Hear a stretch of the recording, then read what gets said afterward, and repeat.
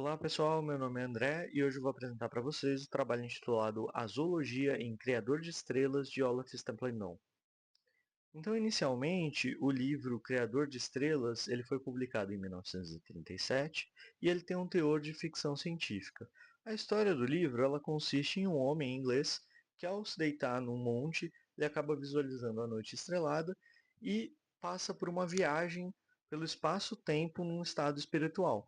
Então, a partir desse estado espiritual dele, ele passa a explorar diversas regiões do universo e visualiza a história e a evolução de espécies alienígenas. Então, a cada encontro com uma vida inteligente, o protagonista ele passa a ser acompanhado por esse organismo que ele encontrou, até que eles tenham, né, o intuito de seguir até conhecer o criador de estrelas, né, o criador do universo propriamente, o que dá nome ao livro.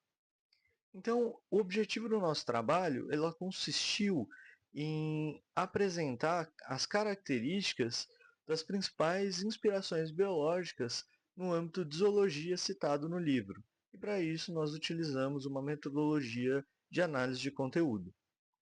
Então, como principais resultados, nós encontramos que os organismos ficcionais citados no livro, eles tendem a ser a vida inteligente predominante no planeta, e equivalente, né, ao que são os seres humanos na Terra. E dado essa semelhança, existe também uma semelhança física por trás disso, né? Como a postura bípede, dois membros superiores, dois membros inferiores. Exemplo disso são os outros homens, o homem-pássaro e o homem-pinguim, que, de forma geral, eles apresentam características humanoides misturadas a aves, a exemplo da presença de penas ou mesmo bicos.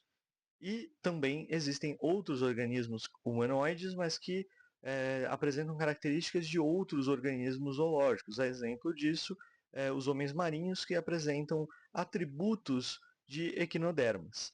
Claro que, além dos organismos semelhantes fisicamente aos humanos, alguns desses organismos conhecidos e entendidos, né, como predominantes e vida inteligente nos planetas visitados, né, pelo personagem, eles não são semelhantes aos humanos, mas eles apresentam algum grau de fundamentação em aspecto zoológico e que traz inspirações diretas associadas a nautiloides, aracnídeos e equinodermas.